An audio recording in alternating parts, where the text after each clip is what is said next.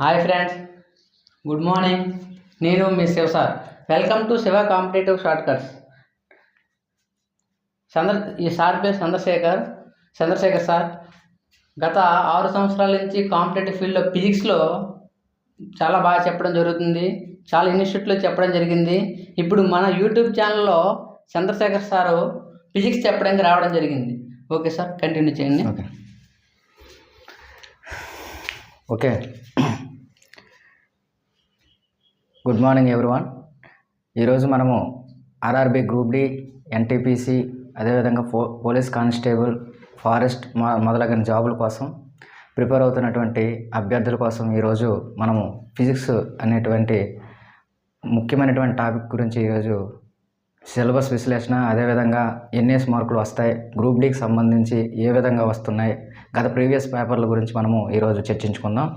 అయితే ముందు ఫిజిక్స్ గురించి చెప్పేటప్పుడు ముఖ్యంగా ఫిజిక్స్లో ఎన్ని టాపిక్స్ ఉంటాయి, ఏ టాపిక్లు అనేవి ముఖ్యంగా చాలా ఇంపార్టెంట్గా మనం చదవాలనే విషయాల గురించి ఈరోజు మనము చర్చించుకుందాం. చూడండి ఫ్రెండ్స్, అయితే మనము ఫిజిక్స్ సిలబస్ విశ్లేషణ గురించి ఒక్కసారి మాట్లాడదాం. సిలబస్ ముఖ్యంగా ఫిజిక్స్లో 10 టాపిక్లు అనేవి ఉంటాయండి.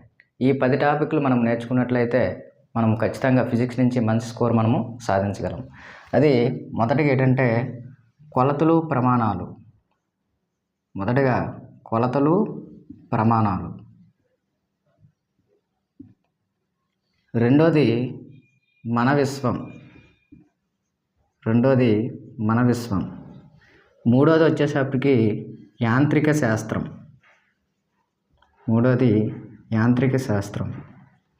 నాలుగోది వచ్చేటప్పటికి ప్రవాహి పీడనం.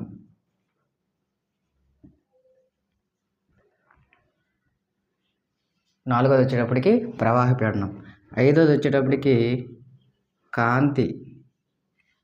ఆరోది వచ్చేటప్పటికి ధ్వని.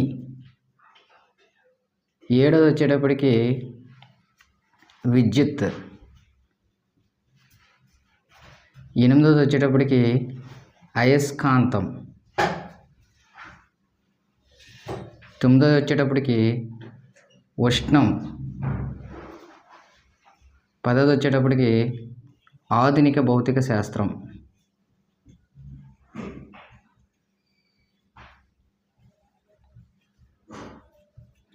మేజర్గా ఈ 10 టాపిక్లు అనేవి నేర్చుకుంటే మనం ఏ కాంపిటేటివ్లో రాసినా సరే ఖచ్చితంగా మనం మంచి స్కోరు చేయగలుగుతాం అన్నమాట. ముఖ్యంగా ఆర్ఆర్బి గ్రూప్ డికి సంబంధించి మిత్రులారా, ఎక్కువగా ఈ 10 టాపిక్లో నుంచి ముఖ్యంగా చూడండి, ఎక్కువగా దేంట్లో ఎక్కువ వస్తుందంటే కాంతి అనే లెసన్ నుంచి, అదేవిధంగా ధ్వని అనే లెసన్ నుంచి, అదేవిధంగా యాంత్రిక శాస్త్రం అనేటువంటి లెసన్ నుంచి, విద్యుత్ అనే లెసన్ నుంచి ఖచ్చితంగా మనం 100% నేర్చుకుని వెళ్ళినట్లయితే ఎక్కువ స్కోరు ఈ 4 టాపిక్ల నుంచే మనకు రావడం జరుగుతుంది మిత్రులారా. మరి ఇతర కాంపిటేటివ్ ఎగ్జామ్స్ ఏవి రాసినా సరే మనము అన్ని టాపిక్లు చదువుకుంటూ ముఖ్యంగా బాగా మనం నేర్చుకోవాల్సినవి ఏంటంటే యాంత్రిక శాస్త్రం, కాంతి, ధ్వని, విద్యుత్ అనేటువంటి టాపిక్లు మనము ఖచ్చితంగా నేర్చుకుని వెళ్ళాలి. మరి గత ప్రీవియస్ గ్రూప్ డి పేపర్లు విశ్లేషించినట్లయితే కాంతి నుంచి చూడండమ్మా, కాంతి నుంచి ఖచ్చితంగా మనకి 3 నుంచి 5 ప్రశ్నలు అనేవి ఖచ్చితంగా ఇవ్వడం అనేది జరుగుతుంది. ఎందుకంటే నేను గత చాలా సంవత్సరాల నుంచి కాంపిటేటివ్ రంగంలో ఉన్నాను కాబట్టి ప్రీవియస్ పేపర్లు విశ్లేషిస్తే ఇందులోన గ్రూప్ డికి సంబంధించి 3 నుంచి 5 ప్రశ్నలు రావడం అనేది జరుగుతుంది. అదేవిధంగా విద్యుత్ నుంచి కూడా 2 నుంచి 4 ప్రశ్నలు అడగడం అనేది జరుగుతుంది అనమాట. అదేవిధంగా మనకి యాంత్రిక శాస్త్రం వచ్చేటప్పటికి 1 నుంచి 2 బిట్లు అనేవి ఖచ్చితంగా ఇస్తున్నాడు అనమాట. సో ఎక్కువగా మనకి ఏంటంటే ఈ యాంత్రిక శాస్త్రం నుంచి కానీ, ఈ కాంతి నుంచి కానీ, ఈ ధ్వని నుంచి కానీ, అదేవిధంగా విద్యుత్ నుంచి కానీ ప్రాబ్లమేటిక్ ఎక్కువగా అడగడానికి అవకాశం ఉంటుంది అనమాట. ప్రాబ్లమేటిక్ ఎక్కువ అడుగుతున్నాడు కాబట్టి మనము ఈ 4 టాపిక్లు మనము బాగా చదువుకున్నట్లయితే మంచి స్కోర్ అనేది సాధించగలం. మరి గత కానిస్టేబుల్ ఎగ్జామ్స్ ప్రిలిమ్స్ అయ్యాయి, అదేవిధంగా ఎస్ఐకి వచ్చేటప్పటికి ప్రిలిమ్స్, మెయిన్స్ 2 జరిగాయి. అయితే ఈ కానిస్టేబుల్ ఎస్ఐ ఎగ్జామ్ వచ్చేటప్పటికి ఒకప్పుడు పేపర్ కన్నా ఇప్పుడు పేపర్ స్థాయి అనేది కొంచెము డెప్త్ అనేది పెరిగిందనమాట. అంటే మనం సబ్జెక్ట్ ఓరియంటెడ్గా నేర్చుకున్నట్లయితే ఖచ్చితంగా మనము స్కోర్ చేయడానికి అవకాశం ఉంటుంది. పై చదివితే మాత్రం స్కోర్ చేయలేమన్నమాట. సో కాబట్టి మనం ఏంటంటే ఈ 10 టాపిక్లు అనేవి ఖచ్చితంగా నేర్చుకుంటే మనము ఫిజిక్స్ నుంచి 100% అనేది స్కోర్ అనేది సాధించగలం అనమాట. అయితే నేను ఈరోజు మనకి ముఖ్యంగా ఫిజిక్స్లోనే అత్యంత ఇంపార్టెంట్ అయినటువంటి కాంతి అనేటువంటి లెసన్ మనం ఈరోజు స్టార్ట్ చేయబోతున్నాం అనమాట. ఓకేనా?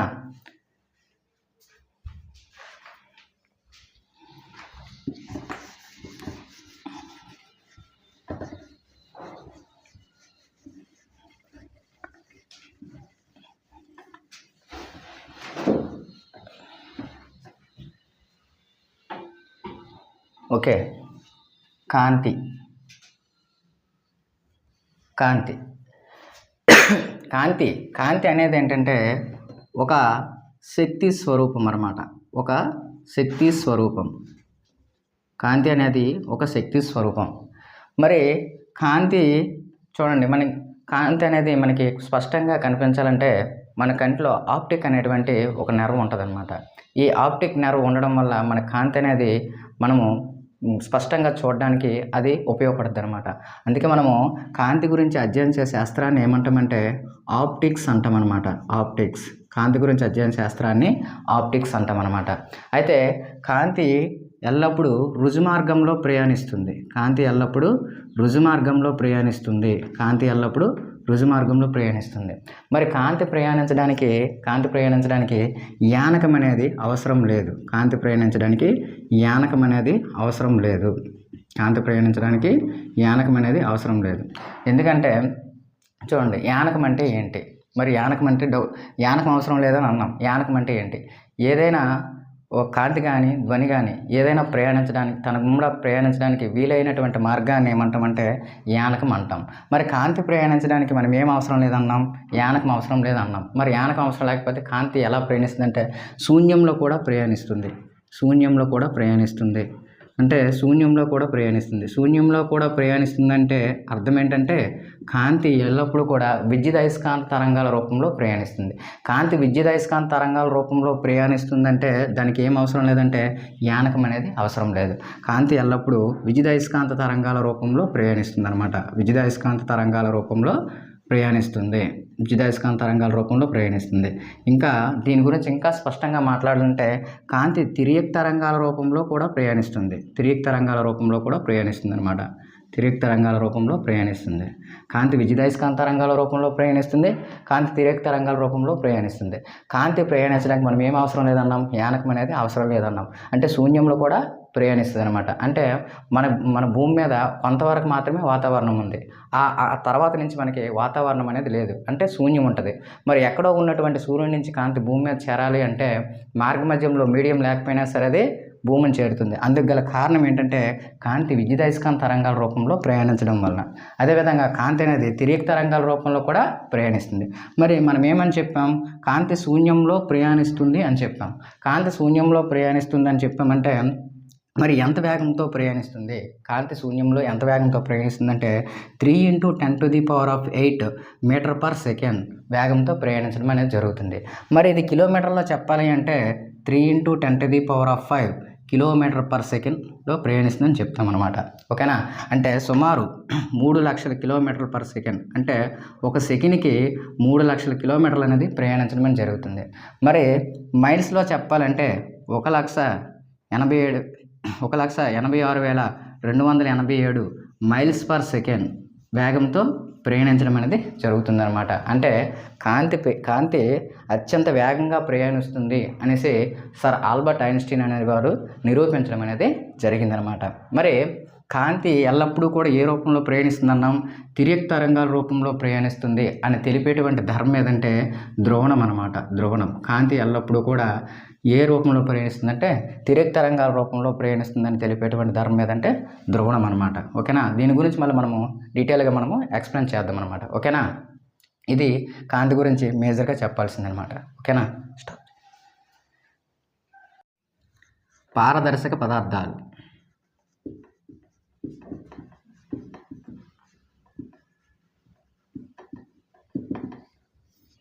పారదర్శక పదార్థాలు అంటే ఏంటి? కాంతిని తమ గుండా ప్రయాణం చేయడానికి వీలైనటువంటి పదార్థాలని పారదర్శక పదార్థాలు అంటారు. కాంతిని తమ గుండా ప్రయాణం చేయడానికి వీలయ్యేవి. కాంతిని తమ గుండా ప్రయాణం చేయగలిగేడానికి వీలయ్యేవి. చేయుటకు వీలయ్యే వాటిని ఏమంటారంటే పారదర్శక పదార్థాలు అంటారు. అంటే ఉదాహరణకి మనం మాట్లాడితే గాజుని తీసుకున్నాం అనుకోండి. ఆ గాజు గుండా మనం చూసినట్లయితే అవతల వస్తువు అనేది స్పష్టంగా కనిపిస్తుంది.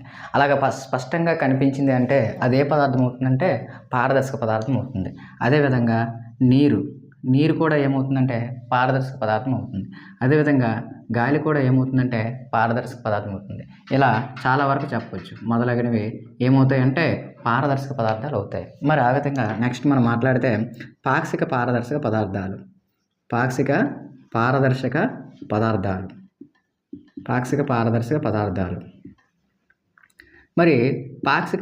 పదార్థాలు సెమీ ట్రాన్స్పరెంట్ మెటీరియల్ అంటే ఏంటి? పాక్షిక పారదర్శక పదార్థాలు అంటే ఏంటి అంటే కాంతిని తమ గుండా పాక్షికంగా ప్రవహింపచేసేవి. పాక్షికంగా అంటే స్వల్పంగా. అంటే మనం ఆ వస్తువు గుండా చూసామనుకోండి, అవతల వస్తువు కొంచెము బ్లర్గా కనిపిస్తుంది, అంత స్పష్టంగా కనిపించవు. అటువంటి వాటిని ఏమంటారంటే పాక్షిక పారదర్శక పదార్థాలు అంటారు. ఉదాహరణకి మనము చూడండి అమ్మా, ఒక నూనె పూసిన కాగితం తీసుకుందాం. ఈ నూనె పూసిన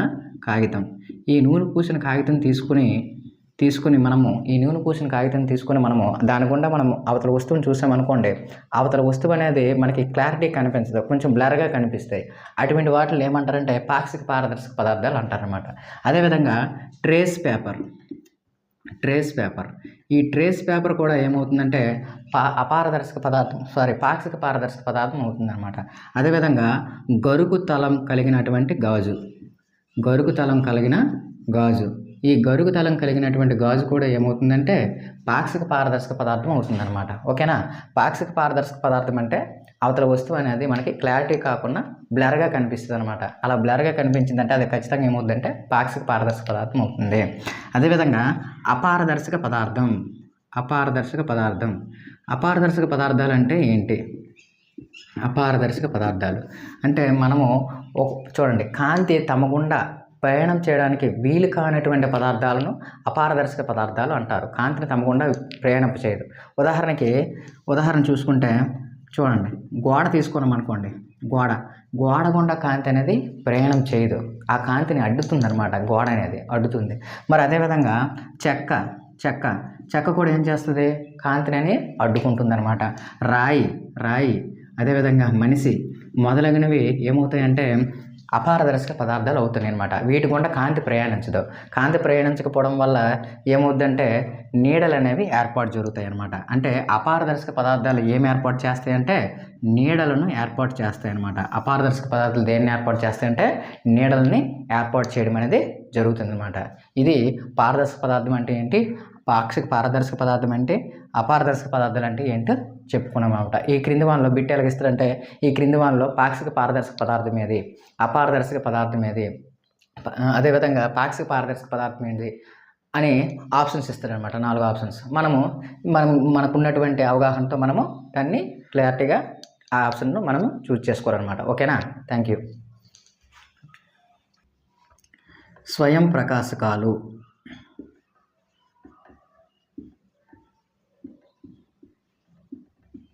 లూమినర్ బాడీస్. స్వయం ప్రకాశకాలు అంటే ఏంటి అంటే స్వయం ప్రకాశకాలు అంటే సహజంగా కాంతిని ప్రయాణింప చేసే వాటిని, ఉద్భవింప చేసే వాటిని, అర్థమవుతుందా, జనింప చేసే వాటిని ఏమంటారంటే స్వయం ప్రకాశకాలు అంటారనమాట. ఈ స్వయం ప్రకాశకాలు అనేవి వేరే దాని మీద ఆధారపడవు, దానికవే కాంతిని ఉద్భవింప చేస్తాయి. ఉదాహరణ చెప్పాలి అంటే సూర్యుడు అనేవాడు ఒక స్వయం ప్రకాశకం. సూర్యుడు అనేవాడు సహసిద్ధంగానే కాంతిని ప్రకాశింప చేయడం జరుగుతుంది. అందుకే సూర్యుని ఏమంటామంటే స్వయం ప్రకాశకం అంటాం. అదేవిధంగా నక్షత్రాలు సూర్యుడు, నక్షత్రాలు మొదలగునవి ఏమవుతాయంటే స్వయం ప్రకాశకాలు అవుతాయి అన్నమాట. స్వయం ప్రకాశకాలు. మరి స్వయం ప్రకాశకాలు 2 రకాలు. అవి సహజ స్వయం ప్రకాశకాలు, కృత్రిమ స్వయం ప్రకాశకాలు. సహజ స్వయం ప్రకాశకాలు అంటే ఏంటి, కృత్రిమ స్వయం ప్రకాశకాలు అంటే ఏంటి? సహజంగా కాంతిని ప్రసరింపచేసే వాటిని ఏమంటామంటే సహజ స్వయం ప్రకాశకాలు అంటాం. మరి సహజ స్వయం ప్రకాశకాలు ఏమని చెప్పవచ్చు అంటే సూర్యుడిని, నక్షత్రాలను ఏమని చెప్పవచ్చు అంటే సహజ స్వయం ప్రకాశకాలు అని చెప్పవచ్చు అనమాట. కృత్రిమ స్వయం ప్రకాశకాలు అంటే ఏంటంటే తయారు చేసేవి, మనం తయారు చేసేటువంటి వాటిని తయారు చేసి వాటి ద్వారా కాంతిని ప్రసరింపజేసే వాటిని ఏమంటామంటే కృత్రిమ స్వయం ప్రకాశకాలు అంటాం. కృత్రిమ స్వయం ప్రకాశకాలు ఉదాహరణకి బల్బ్ అనేది ఒక కృత్రిమ స్వయం ప్రకాశకం అవుతుంది. అదేవిధంగా క్రొవ్వొత్తి అనేది ఒక కృత్రిమ స్వయం ప్రకాశకం అనేది అవుతుందన్నమాట. ఓకేనా.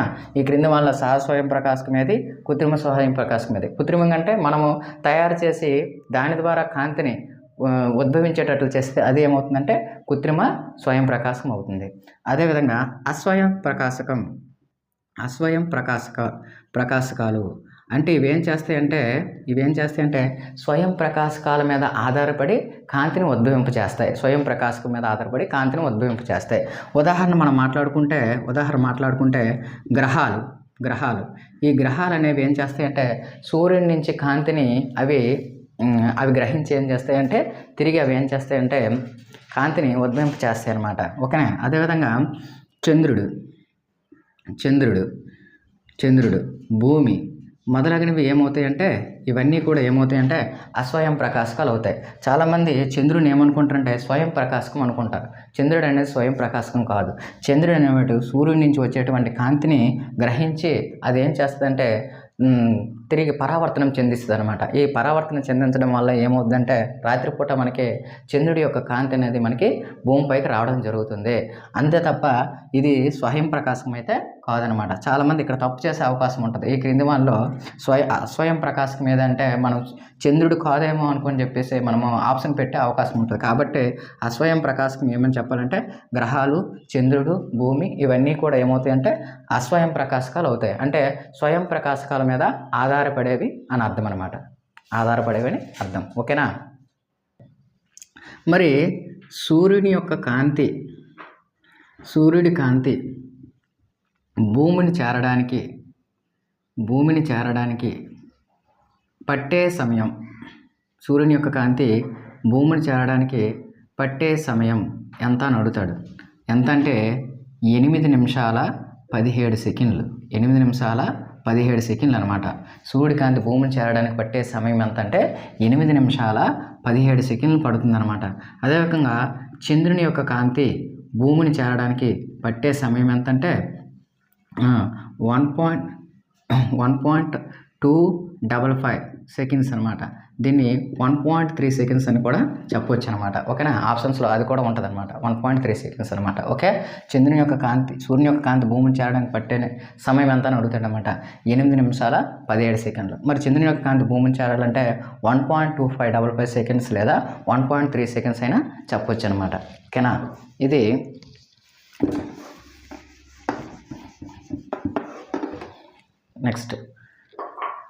నెక్స్ట్ కాంతి యొక్క ధర్మాలు గురించి మాట్లాడదాం. కాంతికి ముఖ్యంగా 9 ధర్మాలు ఉంటాయి. కాంతికి ముఖ్యంగా 9 ధర్మాలు ఉంటాయి. అవి ఏంటంటే ఒకటి కాంతి పరావర్తనం,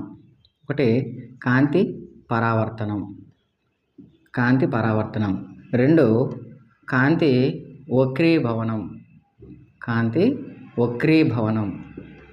నెక్స్ట్ కాంతి వ్యతికరణం,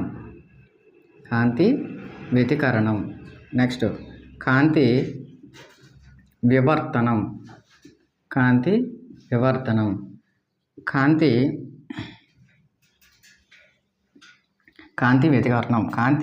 వివర్తనం, కాంతి సంపూర్ణాంతర పరావర్తనం,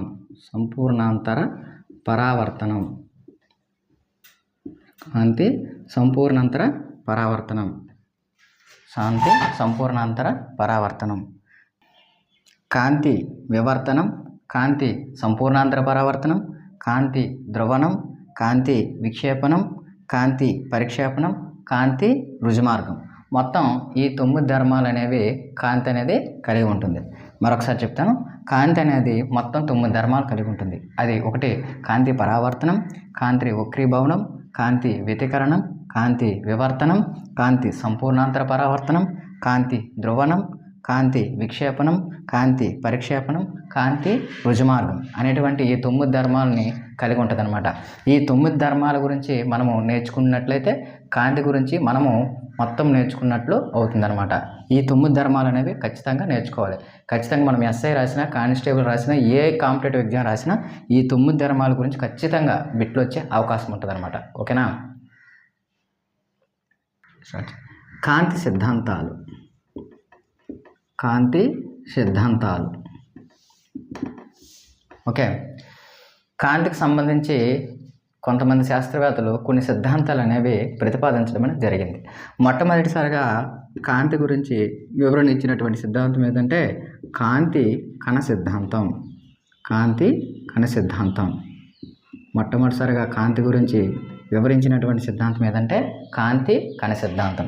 ఈ కాంతి కణ సిద్ధాంతాన్ని గురించి మొట్టమొదటిసారిగా వివరించిన శాస్త్రవేత్త ఎవరంటే సర్ ఐజాక్ న్యూటన్. ఎవరంటే సర్ ఐజాక్ న్యూటన్ అన్నమాట. ఈ కాంతి గురించి ఇతను ఏమని చెప్పాడంటే కాంతి ఎల్లప్పుడూ కూడా కణాల రూపంలో ప్రయాణిస్తుంది. ఏ రూపంలో ప్రయాణిస్తుందంటే కణాల రూపంలో ప్రయాణిస్తుందని చెప్పడం జరిగిందనమాట. మరి చూడండి, 2 విషయాలు నేను ఇక్కడ చెప్తాను. కాంతి అనేది చూడండమ్మా, ఇప్పుడు కాంతి అనేది ప్రయాణించడానికి చూడండి యానకం అనేది అవసరం లేదు. అయినా సరే కాంతి అనేది యానకం గుండా కూడా ప్రయాణిస్తుంది. కాంతి ప్రయాణించడానికి యానకం అవసరం లేకపోయినా సరే యానకం గుండా కూడా ప్రయాణిస్తుంది. అంటే కాంతి అనేది చూడండి విరళ యానకం, సాంద్రత యానకం, ఈ రెండిట్ల గురించి ఒకసారి మీకు వివరించడం చెప్తాను. చూడండి, సాంద్రత యానకం, విరళ యానకం అంటే ఏం చూడండి. విరళ యానకం అంటే గాలి అని అర్థం అనమాట. విరళ యానకం అంటే గాలి అని అర్థం. సాంద్రత యానకం అంటే నీరు అని అర్థం అనమాట. అంటే కాంతి శూన్యంలో ప్రయాణిస్తుంది, గాలిలో ప్రయాణిస్తుంది, నీటిలో కూడా ప్రయాణిస్తుంది అనమాట. సో ఇక్కడ మనం ఏంటంటే ఫిజిక్స్ పరిభాషలో గాలిని ఏమంటామంటే విరళ యానకం అంటాం, మరి నీటిని ఏమంటామంటే సాంద్రత యానకం అంటాం అనమాట. అయితే ఇక్కడ న్యూటన్ ఏమని చెప్పాడంటే కాంతి అట విరళ యానకంలో కంటే, ఏ యానకంలో కంటే విరళ యానకంలో కంటే సాంద్రత యానకంలో అధికంగా ప్రయాణిస్తుంది అని చెప్పాడనమాట. సాంద్రత యానకంలో అధికంగా ప్రయాణిస్తుంది అని చెప్పాడనమాట. ఎవరు చెప్పారంటే సర్ ఐజాక్ న్యూటన్. ఏమని చెప్తాడంటే కాంతి అనేది విరళ యానకంలో కంటే సాంద్రత యానకంలో ఎక్కువగా ప్రయాణిస్తుంది. అంటే గాలిలో కంటట నీటిలో ఎక్కువ వేగంతో ప్రయాణిస్తుందని చెప్తాడనమాట కాంతి కణ సిద్ధాంతంలోని. అయితే కాంతికి చూడండి మరి రంగు ఉంటుంది కదా, ఈ రంగు అనేది చూడండి, రంగు అనేది పరిమాణాల బట్టి రంగులు కలిగి ఉంటుంది అని చెప్తాడనమాట. కాంతి పరిమాణాలు బట్టి రంగును కలిగి ఉంటుంది అని చెప్తాడు. ఎవరు చెప్తారంటే సర్ ఐజాక్ న్యూటన్ అనేది చెప్పడం అనేది జరుగుతుందన్నమాట. అయితే ఈయన చెప్పినటువంటి ఈ సిద్ధాంతంలో చాలా లోపాలు ఉంటాయన్నమాట. ఇతను ఏం చేస్తాడంటే ఇతను చెప్పిందంటే వివరణ ఇవ్వడానికి మాత్రమే ప్రయత్నిస్తాడు, కానీ ఇతని సిద్ధాంతంలో చాలా లోపాలు ఉంటాయి. ఈ సిద్ధాంతాల లోపాలు సవరించడానికి వచ్చినటువంటి శాస్త్రవేత్త ఎవరంటే హైగన్స్ అనమాట. ఇతను ఏం చెప్తాడంటే తరంగ సిద్ధాంతాన్ని ప్రతిపాదిస్తాడు. కాంతి తరంగ సిద్ధాంతం. ఏ సిద్ధాంతం అంటే కాంతి తరంగ సిద్ధాంతం. కాంతి తరంగ సిద్ధాంతం. ఈ కాంతి తరంగ సిద్ధాంతాన్ని ప్రతిపాదించింది ఎవడంటే హైగన్స్ అనమాట. ఈ హైగన్స్ అనేవాడు ఏం చెప్తాడంటే బాబు సర్ ఐజాక్ న్యూటన్ ఏం చెప్పాడంటే కాంతి అనేది కణాల రూపంలో ప్రయాణిస్తుందని చెప్తాడు. కానీ ఇతనేమని చెప్తాడంటే కాంతి కణాల రూపంలో ప్రయాణించదు, కాంతి తరంగాల రూపంలో ప్రయాణిస్తుంది అని చెప్తాడనమాట. ఏ రూపంలో ప్రయాణిస్తుంది? తరంగాల రూపంలో ప్రయాణిస్తుంది అని చెప్తాడు. ఇతను చెప్పిన దానికి సమర్థించినటువంటి 2 శాస్త్రవేత్తలు ఉంటారు. వాళ్ళు ఎవరంటే యంగ్ అండ్ ప్రెనల్. ఈ యంగ్ అండ్ ప్రెనల్ అనేటువంటి 2 శాస్త్రవేత్తలు హైగన్స్ చెప్పింది కరెక్టే, కాంతి అనేది కణాల రూపంలో కాదు తరంగాల రూపంలో ప్రయాణిస్తుంది అని చెప్పేసి వీళ్ళిద్దరూ సపోర్ట్ చేస్తారనమాట. ఓకేనా? మరి ఇతను ఏమని చెప్తాడు న్యూటను? కాంతి విరళ యానకంలో కంటే సాంద్రత యానకంలో అధికంగా ప్రయాణిస్తుందని చెప్తాడు. కానీ ఇతను ఏమంటాడంటే అలా కాదు, కాంతి అనేది విరళ యానకంలోనే అధికంగా ప్రయాణిస్తుంది, అధికంగా ప్రయాణిస్తుంది, సాంద్రత యానకంలో కాదు, సాంద్రత యానకంలో కాదు అని చెప్తాడనమాట. అంటే సాంద్రత యానకంలో కంటే విరళ యానకంలోనే అధికంగా ప్రయాణిస్తుందని చెప్తాడు. ఎవరు చెప్తాడు? హైగెన్స్ అనమాట. ఓకేనా. అయితే ఇతను కాంతికి రంగును కలగడం కారణం ఏంటంటే ఇతను పరిమాణాలు బట్టి రంగులు కలిగి ఉంటుందని చెప్తే ఇతను తరంగదైర్ఘ్యం బట్టి రంగులు కలిగి ఉంటుంది అని చెప్తాడనమాట. తరంగదైర్ఘ్యం బట్టి రంగును కలిగి ఉంటుంది, కాంతి తరంగదైర్ఘ్యాలు బట్టి రంగులు కలిగి ఉంటుంది అని చెప్తాడనమాట. అయితే ఇతను ఏం చెప్తాడంటే కాంతి ప్రయాణించడానికి యానకం అవసరం అంటాడనమాట. యానకం అవసరం. మరి కాంతి ఎక్కడి నుంచో ప్రయాణించాలంటే ఖచ్చితంగా యానకం అవసరమై ఉంటుంది. యానకం అవసరం లేకపోతే కాంతి అనేది ప్రయాణించదు అని చెప్పేసి ఇతను చెప్తాడు. అయితే ఇతను యానకంకి అంటే యానకం అవసరం అని చెప్తాడు కదా. ఈ యానకానికి ఇతను పెట్టిన పేరు ఏంటంటే ఈథర్ అనేటువంటి పేరుని పెడతాడనమాట. అంటే కాంతి అనేది ఈథర్ అనేటువంటి యానకం గుండా విశ్రాంతం ఎక్కడో ఉన్నటువంటి సూర్యుడి నుంచి వచ్చేటువంటి కాంతి భూమిని చేరుతుంది అని చెప్పేసి ఇతను చెప్పడం జరుగుతుంది అనమాట. ఎవరు చెప్తారంటే హైగెన్స్ అనమాట. హైగెన్స్ ఏ సిద్ధాంతాన్ని ప్రతిపాదించాడంటే తరంగ సిద్ధాంతాన్ని ప్రతిపాదించాడు. మరి ఈ న్యూటన్ ఏ సిద్ధాంతాన్ని ప్రతిపాదించాడంటే కాంతి కణ సిద్ధాంతాన్ని ప్రతిపాదించాడు. కాంతి కణ సిద్ధాంతాన్ని ప్రతిపాదించాడు అనమాట. నెక్స్ట్ తరంగ సిద్ధాంతంలో కూడా కొన్ని లోపాలు ఉంటాయి. ఆ లోపాలను సవరించడానికి వచ్చినటువంటి సిద్ధాంతం విద్యుదయస్కాంత తరంగ సిద్ధాంతం. విద్యుదయస్కాంత తరంగ సిద్ధాంతం. విద్యుదయస్కాంత తరంగ సిద్ధాంతం. విద్యుదయస్కాంత తరంగ సిద్ధాంతం. ఈ విద్యుదయస్కాంత తరంగ సిద్ధాంతం అనేది కాంతి తరంగ సిద్ధాంతం లోపాలను వివరించడం కోసం వచ్చినటువంటి సిద్ధాంతం అన్నమాట. ఈ విద్యుదయస్కాంత సిద్ధాంతాన్ని ప్రతిపాదించింది ఎవడంటే మ్యాక్స్వెల్ అనమాట. ఎవడంటే మ్యాక్స్వెల్. ఈ మ్యాక్స్వెల్ ఏం చెప్తాడంటే కాంతి తరంగాల రూపంలో కాదు విద్యుదయస్కాంత తరంగాల రూపంలో ప్రయాణిస్తుందని చెప్తాడనమాట. విద్యుదయస్కాంత తరంగాల రూపంలో ప్రయాణిస్తుంది అని చెప్తాడనమాట. విద్యుదయస్కాంత తరంగాల రూపంలో ప్రయాణిస్తుంది అని చెప్తాడనమాట. ఓకే, విద్యుదయస్కాంత తరంగాల రూపంలో ప్రయాణిస్తుంది అని చెప్తాడు. మరి విద్యుదయస్కాంత తరంగాల రూపంలో కాంతి ప్రయాణిస్తుందంటే ఏం అవసరం లేదు? యానకం అనేది అవసరం లేదు అని చెప్తాడనమాట. అక్కడ హైగెన్స్ ఏమని చెప్తాడు? యానకం అనేది అవసరం అని చెప్తాడు. ఇతను ఏమని చెప్తాడంటే కాంతి ప్రయాణించడానికి యానకం అవసరం లేదు అని చెప్తాడు. ఎందుకు అవసరం లేదట? కాంతి విద్యుదయస్కాంత తరంగాల రూపంలో ప్రయాణిస్తుంది. విద్యుదయస్కాంత తరంగాల రూపంలో ప్రయాణిస్తుంది కాబట్టి యానకం అవసరం లేదని చెప్తాడు అనమాట. ఓకే, అయితే అతను ఏమని చెప్పాడు? యానకం అనేది అవసరం, దానికి పెట్టిన పేరు ఏంటంటే ఈథర్. విశ్వాంతరంలో ఈథర్ అనేటువంటి యానకం ఉంది అని చెప్తాడు. అయితే ఇతను ఏం చేస్తాడంటే ఆ ఈథర్ అనే యానకం ఎక్కడ ఉందో దాన్ని కనిపెట్టడానికి విశ్వాంతరంలోని ఏం చేస్తాడంటే తన ప్రయోగాల ద్వారా విశ్వాంతరంలో ఈథర్ అనేటువంటి యానకం ఎక్కడైనా ఉందని చెప్పేసి కనిపెట్టడానికి ప్రయత్నిస్తే విశ్వాంతరంలో ఈథర్ అనే యానకం ఎక్కడ కూడా ఉండదన్నమాట. ఈథర్ అనే యానకము ఎక్కడా ఉండదన్నమాట. సో హైగెన్స్ అనేవాడు తప్పు చెప్పాడు అని చెప్పేసి ఇతను తన ప్రయోగంలో నిరూపించడం అనేది జరుగుతుందనమాట. ఇక్కడ బిట్ ఎలాగిస్తారంటే పెద్దగా ఏం కష్టంగా ఎవడో ఈ క్రింది వానిలో విద్యుదయస్కాంత తరంగ సిద్ధాంతాన్ని ప్రతిపాదించింది ఎవడో అని అడుగుతాడనమాట. ఎవడు ప్రతిపాదించాడంటే మ్యాక్స్వెల్. అంతే, జస్ట్ దీని గురించి. అది ఏ రూపంలో ప్రయాణిస్తుందంటే విద్యుదయస్కాంత తరంగాల రూపంలో ప్రయాణిస్తుందని చెప్తాడనమాట. ఓకేనా. నెక్స్ట్ ఓకే అని చెప్తాను అప్పుడు ఓకేనా. ఇతర లోపాలను సవరించడానికి వచ్చిన సిద్ధాంతం క్వాంటం సిద్ధాంతం. ఏ సిద్ధాంతం అంటే క్వాంటం సిద్ధాంతం. ఈ సిద్ధాంతాన్ని ప్రతిపాదించిందంటే మాక్స్ ప్లాంక్. ఈ సిద్ధాంతాన్ని ప్రతిపాదించింది ఎవడంటే మాక్స్ ప్లాంక్. అందుకే దీన్ని ప్లాంక్ క్వాంటం సిద్ధాంతం అనే పేరుతో కూడా పిలుస్తారనమాట. ప్లాంక్ క్వాంటం సిద్ధాంతం అని పిలుస్తారనమాట. అయితే కాంతి అనేది ఇక్కడ మ్యాక్స్వెల్ ఏ రూపంలో ప్రయాణిస్తుంది అన్నాడు? విద్యుదయస్కాంత తరంగాల రూపంలో ప్రయాణిస్తుంది అన్నాడు. కానీ ఇక్కడ ఏం చేస్తాడంటే కాంతి శక్తి అనేది ప్యాకెట్ల రూపంలో ప్రయాణిస్తుంది అని చెప్తాడనమాట. ప్యాకెట్స్ రూపంలో కాంతి అనేది ప్యాకెట్స్ రూపంలో ప్రయాణిస్తుంది, విద్యుదయస్కాంత తరంగాల రూపంలో కాదని చెప్తాడనమాట. ఈ ప్యాకెట్స్కి ఇతను ఇచ్చినటువంటి పేరు ఏంటంటే ఫోటాన్స్ అంటాడనమాట. ఫోటాన్స్. దీన్ని క్వాంటా అని కూడా అంటారు. ఏమంటారంటే క్వాంటా అనే పేరుతో కూడా పిలుస్తారనమాట. అయితే ఇతను ఏమంటాడంటే కాంతి శక్తి అనేది వికిరణ పౌనపున్యానికి దాని యొక్క వికిరణ పౌనపున్యానికి అనులోమానుపాతంలో ఉంటుంది అని చెప్తాడు అనమాట. వికిరణ పౌనపున్యానికి అనులోమానుపాతంలో ఉంటుందని చెప్తాడు. అంటే V directly proportional to mu అంటాడనమాట. వి డైరెక్ట్లీ ప్రొపోర్షనల్ టు మ్యూ. అంటే వి అంటే కాంతి శక్తి, ఈ అంటే కాంతి శక్తి, మ్యూ అంటే వికిరణ పౌనఃపున్యం. అయితే ఇక్కడ డైరెక్ట్లీ ప్రొపోర్షనల్ టు పోవాలంటే సమ్ కాన్స్టెంట్తో గుణించాలి. ఇక్కడ కాన్స్టెంట్ని హెచ్గా తీసుకుంటాం. ఈ is equal to H mu అవుతుంది అనమాట. ఈ is equal to H mu. ఇక్కడ హెచ్ అంటే ఏంటంటే ప్లాంక్ స్థిరాంకం. హెచ్ అంటే ఏంటంటే ప్లాంక్ స్థిరాంకం. హెచ్ అంటే ఏంటంటే ప్లాంక్ స్థిరాంకం. మరి దీని విలువ ఎంత అంటే దీని విలువ 6.625 ఇంటూ 10⁻⁻34 జౌల్ సెకండ్.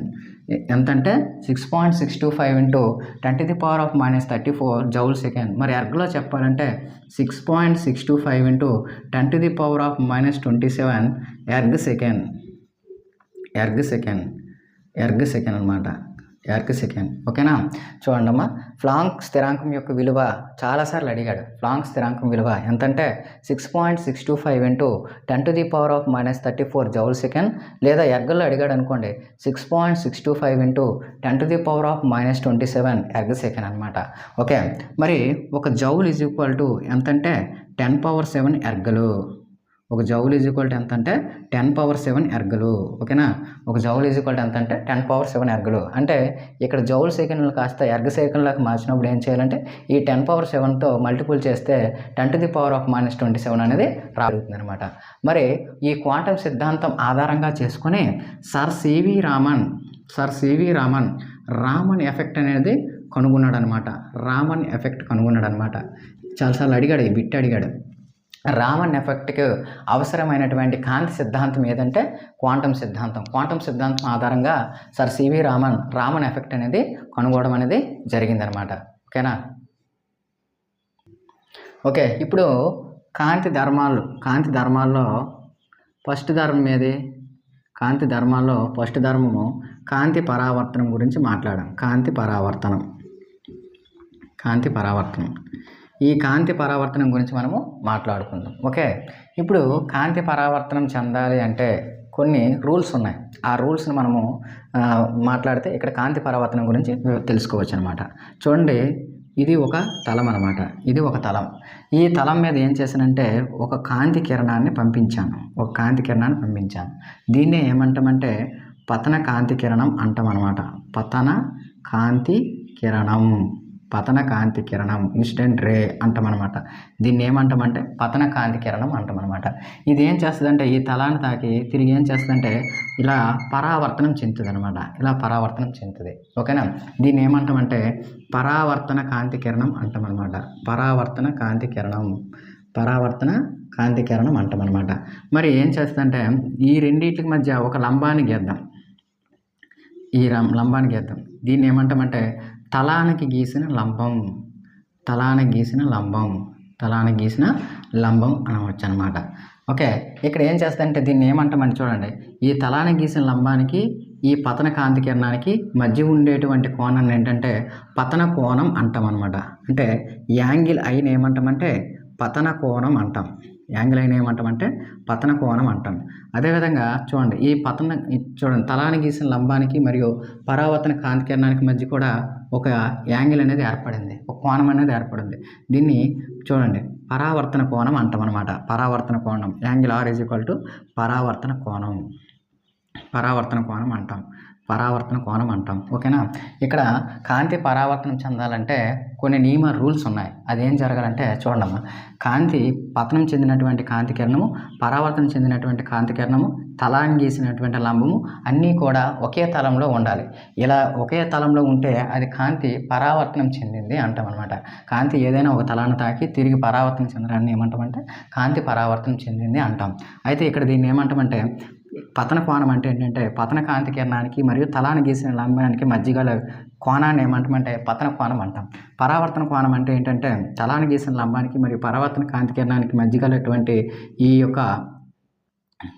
ఈ యాంగిల్ని ఏమంటామంటే పరావర్తన కోణం అంటాం అనమాట. మరి ఇక్కడ గమనించండి, ఇక్కడ కూడా ఒక యాంగిల్ అనేది ఏర్పడుతుంది, ఇక్కడ కూడా ఒక యాంగిల్ అనేది ఏర్పడుతుంది. ఈ యాంగిల్ దేని మధ్య ఏర్పడుతుందంటే పతన కాంతి కిరణానికి మరియు తలానికి, చూడండి ఇది తలానికి మధ్యన ఏర్పడుతుంది. దీన్ని ఏమంటామంటే గ్లాన్సింగ్ కోణం అంటాం. గ్లాన్సింగ్ కోణం అంటాం అన్నమాట. దీన్ని కూడా ఏమంటామంటే గ్లాన్సింగ్ కోణం అంటాం అనమాట. దీన్ని కూడా గ్లాన్సింగ్ కోణం అంటాం అనమాట. ఓకేనా. గ్లాన్సింగ్ కోణాలు రెండు దగ్గర ఏర్పడుతుంది. ఎక్కడ ఏర్పడుతుంది అంటే పతన కాంతి కిరణానికి తలానికి, పరావర్తన కాంతి కిరణానికి తలానికి మధ్య ఏర్పడేటువంటి కోణాలు ఏమంటామంటే గ్లాన్సింగ్ కోణం అంటాం అనమాట. చూడండి, కాంతి పరావర్తన చెందాలంటే రూల్ ఏంటంటే పతనం చెందినటువంటి కాంతి కిరణము, పరావర్తన చెందినటువంటి కాంతి కిరణము, తలాంగీసన లంబం కూడా అన్నిటిలో ఒకే తలంలో ఉండాలి. అప్పుడు ఒకే తలంలో ఉంటే కాంతి పరావర్తనం చెందింది అంటాం అనమాట. ఓకేనా.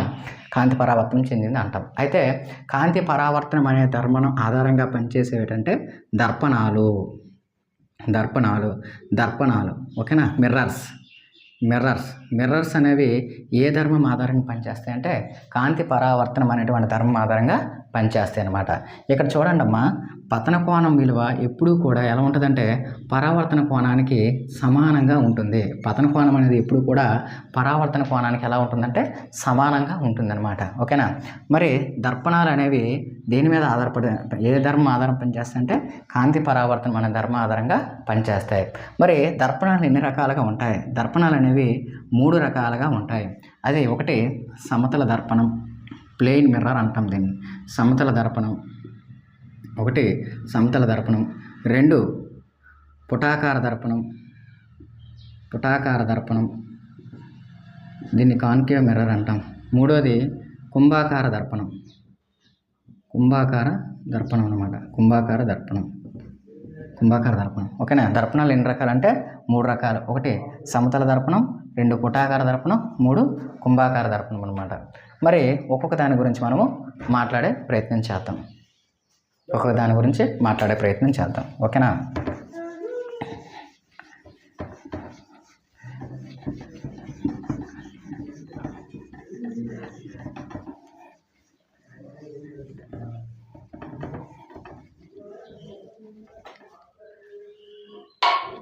ఓకే, ఇప్పుడు మొదటిది సమతల దర్పణం. 1 సమతల దర్పణం, 2వది పుటాకార దర్పణం, 3వది కుంభాకార దర్పణం. వీటిలో అన్నీ ఒకే దగ్గర క్లబ్ చేసి మనము నేర్చుకున్నట్లయితే చాలా సులభంగా ఈజీగా నేర్చుకోవచ్చు అనమాట. ఓకేనా. దీన్ని ఇంగ్లీష్లో ప్లెయిన్ మిర్రర్ అంటాం అనమాట. దీన్ని కాన్కేవ్ మిర్రర్. దీన్ని ఇంగ్లీష్లో కాన్వెక్స్ మిర్రర్ అంటాం. ఓకేనా.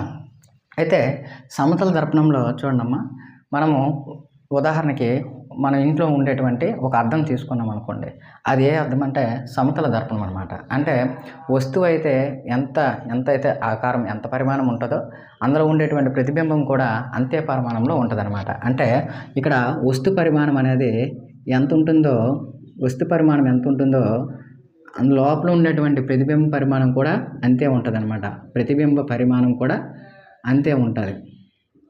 అంటే వస్తు పరిమాణం అనేది ప్రతిబింబ పరిమాణానికి ఎలా ఉంటుందంటే సమానంగా ఉంటుంది. ఇప్పుడు ఇంట్లో చూడండి, మనము ఇంట్లోనే ఉదయం లగ్గని దూకుంటాం. ఆ అద్దంలో చూసినట్లు కూడా మనం ఎంత హైట్ ఉన్నామో ప్రతిబింబం కూడా అంతే హైట్లో కనిపిస్తుంది అనమాట.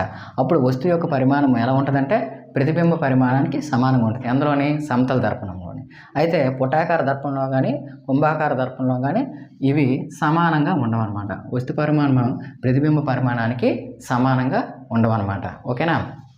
చూడండి, ఇందులోనే ఏర్పడే ప్రతిబింబం ఎలా ఉంటుందంటే మిథ్యా ప్రతిబింబం ఏర్పడుతుంది. ఏ ప్రతిబింబం ఏర్పడుతుందంటే మిథ్యా ప్రతిబింబం అంటే ఏంటి? మిథ్యా ప్రతిబింబం అంటే తెర మీద చూపలేనిది.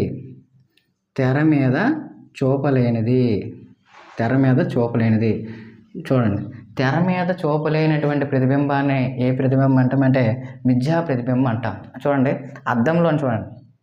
అద్దంలోని మనం చూసినట్లయితే మన ప్రతిబింబం లోన ఉంటుంది తప్ప దాన్ని తెర మీద మనం చూపించలేము. తెర మీద ఎప్పుడైతే చూపించలేమో దాన్ని ఏ ప్రతిబింబం అంటామంటే మిథ్యా ప్రతిబింబం అంటాం.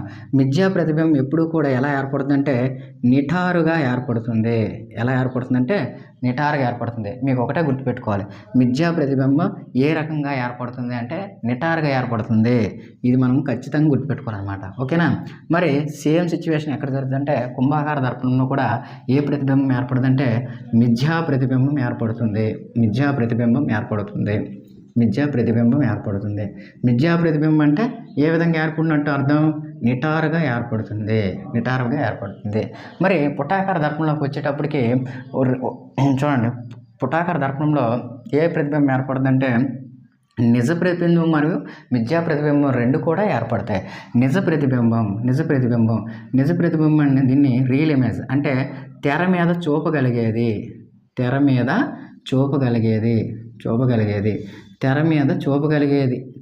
చూపగలిగే వాటిని ఏమంటామంటే రియల్ ఇమేజ్, నిజ ప్రతిబింబం అంటాం. ఓకేనా? రియల్ ఇమేజ్ ప్రతిబింబం తెర మీద చూపగలిగేదాన్ని ఏమంటామంటే నిజ ప్రతిబింబం అంటాం. నిజ ప్రతిబింబం ఎప్పుడు ఎలా ఏర్పడుతుందంటే తలక్రిందులుగా ఏర్పడుతుంది. మరి పుటాకార దర్పంలో ఒకానొక సందర్భంలో మిథ్యా ప్రతిబింబం కూడా ఏర్పడుతుంది అనమాట. మిథ్యా ప్రతిబింబం అంటే ఏ ప్రతిబింబం అంటే నిటారు ప్రతిబింబం. ఇక్కడ గమనించినట్లయితే కుంభాకార దర్పణంలో మిథ్యా ప్రతిబింబం ఏర్పడుతుంది, నిటారుగా ఏర్పడుతుంది. సమతల దర్పణంలో ఏ ప్రతిబింబం ఏర్పడుతుందంటే మిథ్యా ప్రతిబింబం ఏర్పడుతుంది, నిటారుగా ఏర్పడుతుంది. మిథ్యా ప్రతిబింబం అంటే ఏమని చెప్పాం? తెర మీద చూపలేని దాన్ని ఏమంటామంటే మిథ్యా ప్రతిబింబం అంటాం. మరి నిజ ప్రతిబింబం అంటే ఏంటంటే తెర మీద చూపగలిగేదాన్ని ఏమంటామంటే నిజ ప్రతిబింబం అంటాం. నిజ ప్రతిబింబం అంటే ఏంటంటే ఎలా ఏర్పడుతుందంటే తలక్రిందులుగా ఏర్పడుతుంది. ఇక్కడ ప్రశ్న ఒకటి అడుగుతాడు, తలక్రిందులుగా ఏర్పాటు చేసేది ఏ ప్రతిబింబం అంటే నిజ ప్రతిబింబాన్ని మరియు మిథ్య ప్రతిబింబాన్ని ఏర్పాటు చేసేటువంటి దర్పణం ఏదంటే పుటాకార దర్పణం. ఓకేనా? మరి ఈ సమతల దర్పణం విషయంకి వచ్చేటప్పటికి ఇది అక్షరాలని చూడండి, ఆంగ్ల అక్షరాలు ఉన్నాయి కదా, ఏ బి సి డి ఈ ఇలా జెడ్ వరకు ఉంటాయి లేవా? ఈ ఆంగ్ల అక్షరాలను ఏం చేస్తాయంటే అద్దంలో చూసినప్పుడు పార్శ్వ విలోమం చెందిస్తాయి. పార్శ్వ విలోమం అంటే రివర్స్లో కనిపింపచేస్తాయి. ఉదాహరణకి బి ఉందనుకోండి, ఈ బి అనేది ఎలా కనిపిస్తుంది అంటే అద్దంలో ఇవ్వండి ఇలా కనిపిస్తుంది. అద్దంలో బి ఇలా కనిపిస్తుంది, రివర్స్లో కనిపిస్తుంది అనమాట. ఇలాగా కొన్ని అక్షరాలు అనేవి రివర్స్లో కనిపిస్తాయి. మరి ఈ ఉందనుకోండి, రివర్స్లో ఇలా కనిపిస్తుంది అనమాట. దీన్నే పార్శ్వ విలోమం చెందించడం అంటాం అన్నమాట. అయితే ఏబిసిడీలు చూడండి, ఆంగ్ల అక్షరాల్లో ఏబిసిడీల్లో కొన్ని అక్షరాలు అనేవి పార్శ్వ విలోమం చెందవు. అన్ని అంటే 26 అక్షరాల్లో కొన్ని అక్షరాలు అనేవి పార్శ్వ విలోమం చెందవు. అవి ఏ అక్షరాలు అంటే అవి పార్శ్వ విలోమం చెందవు. ఇందులో 11 అక్షరాలు అనేవి పార్శ్వ విలోమం చెందవు. అవి ఏంటంటే ఏ ఉందనుకోండి, ఏ అనేది ఏలాగా కనిపిస్తుంది అనమాట. హెచ్ అనేది హెచ్ లాగా కనిపిస్తుంది. ఐ అనేది ఐ లాగా కనిపిస్తుంది. ఎం ఓ టీ అనేది టీ లాగా కనిపిస్తుంది. U V W X Y. So ఈ అక్షరాలు అనేవి పార్శ్వ విలోమం చెందవు. ఇవి ఎలా ఉన్నాయో అలాగే కనిపిస్తాయి. అందుకే మీరు ఎప్పుడైనా గమనించండి, పార్శ్వ విలోమం చెందుతాయి కాబట్టి కొన్ని అక్షరాలు పార్శ్వ విలోమం చెందుతాయి కాబట్టి అంబులెన్స్ మీద ఏం చేస్తారంటే అంబులెన్స్ అని చెప్పేసి రివర్స్లో రాస్తాడు. రివర్స్లో రాయడం వల్ల మన అద్దంలో మనకి ఎలా కనిపిస్తుంది అంటే అది కరెక్ట్గా కనిపిస్తుంది అనమాట. అందువల్ల అంబులెన్స్కి దారి ఇచ్చే అవకాశం ఉంటుంది అనే ఉద్దేశంతో ఏం చేస్తారంటే అంబులెన్స్ మీద అక్షరాలను రివర్స్లో రాయడం అనేది జరుగుతుంది అనమాట. సో ఓకే, పార్శ్వ విలోమం చెందినటువంటి అక్షరాలు ఏంటంటే 11. అవి ఏంటంటే A H I M O T U V W X Y అనమాట. ఇవి పార్శ్వ విలోమం చెందినటువంటి అక్షరాలు. మరి ఈ సమతల దర్పణం ఎక్కడ మన ఇంట్లో వాడుకుంటాం అన్నమాట ఈ సమతల దర్పణాన్ని. మరి అదేవిధంగా పుటాకార దర్పణాన్ని ఏమంటామంటే డాక్టర్స్ మిర్రర్ అంటాం అనమాట. ఏ మిర్రర్ అంటామంటే డాక్టర్స్ మిర్రర్ అంటాం అనమాట. డాక్టర్స్ మిర్రర్ అని అంటాం అనమాట. ఎందుకంటే దీన్ని ఎక్కువగా ఈఎన్టీ డాక్టర్స్ వాడతారనమాట. ఈఎన్టీ స్పెషలిస్టులు వాడతారు కాబట్టి పుటాకార దర్పణాన్ని ఏమంటామంటే డాక్టర్స్ మిర్రర్ అంటామన్నమాట. ఓకేనా? మరి దీన్ని ఎక్కడెక్కడ వాడతామంటే వైద్యపరంగా వాడతాం, ఈఎన్టీ డాక్టర్లు వాడతారు. అదేవిధంగా టార్చ్ లైట్లో వాడతాం అనమాట. టార్చ్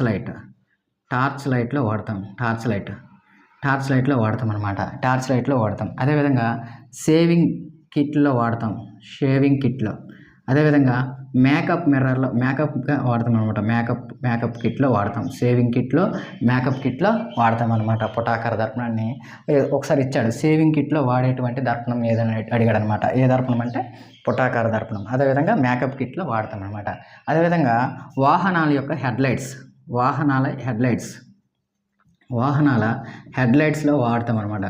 వాహనాల యొక్క హెడ్లైట్స్లో వాడతాం. ఉదాహరణకి ఇప్పుడు మనం చూడండి, మనము బైక్ వెళ్ళేటప్పుడు ముందు ఉంటుంది అనమాట. అది ఎలా ఉంటుందంటే చూడండి సమతల దర్పణం ఎలా ఉంటుందంటే ఈ విధంగా ఉంటుంది సమతల దర్పణం. మరి పుటాకార దర్పణం ఎలా ఉంటుందంటే చూడండి ఇలా ఉంటుంది. పుటాకార దర్పణం ఏ విధంగా ఉంటుంది అంటే లోపల బోలుగా బయటని ఏం చేస్తారంటే AGBR సిల్వర్ బ్రోమైడ్ అనేటువంటి పూతను పోస్తారనమాట. అంటే కాంతిని బయటకు ప్రసరింపజేయకుండా అడ్డుకుంటుంది అనమాట. సో ఈ విధంగా ఉండేదాన్ని లోపల బోలుగా బయట ఉబ్బెత్తుగా ఉండే బయట AGBR అనేటువంటి పూత పోయి పడుతుంది. ఇది పుటాకార దర్పణం అనమాట. మరి కుంభాకార దర్పణం ఎలా ఉంటుందంటే చూడండి, బయట ఉబ్బెత్తుగా ఉంటుంది, లోపల పూత పూసి ఉంటుంది అనమాట.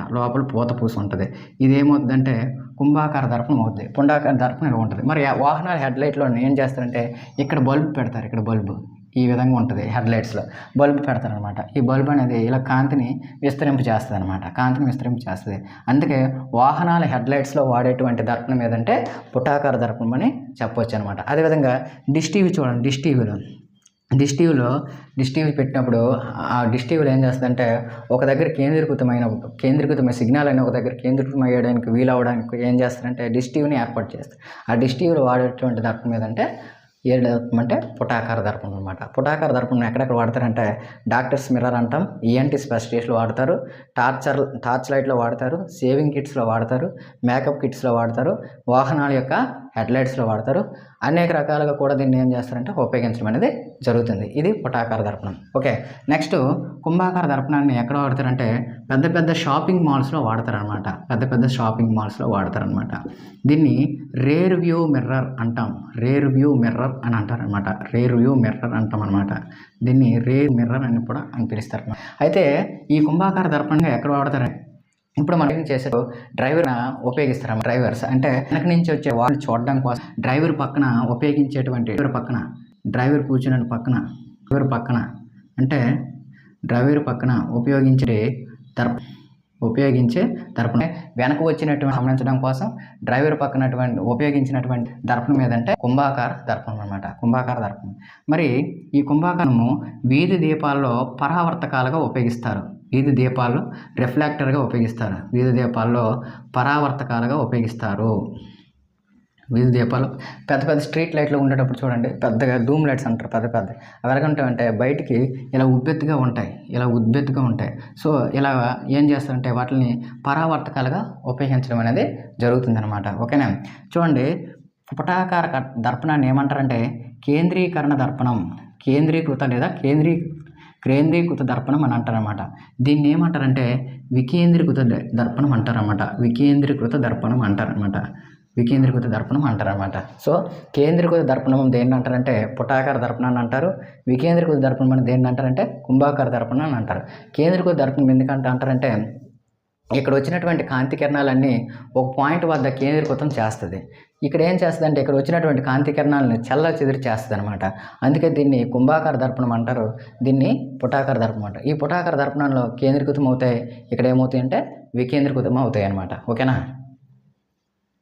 ఓకే, మిగిలిన విషయాల గురించి మనము సమతల దర్పణం సంబంధించి ప్రాబ్లమ్స్, అదేవిధంగా పుటాకార దర్పణంలో ప్రతిబింబాలు ఎలా ఏర్పడతాయి దాని గురించి ప్రాబ్లమ్స్, అదేవిధంగా కుంభాకార దర్పణం యొక్క పూర్తి విశ్లేషణ మనము నెక్స్ట్ క్లాస్లో మనము పూర్తిగా చర్చించుకుందాం. ఒకవేళ మన క్లాస్ నచ్చినట్లయితే సబ్స్క్రైబ్ చేయండి, షేర్ చేయండి, మీ ఫ్రెండ్స్ అందరికీ దీన్ని వాట్సాప్ గ్రూపుల్లో స్టేటస్గా పెట్టండి. Thank you.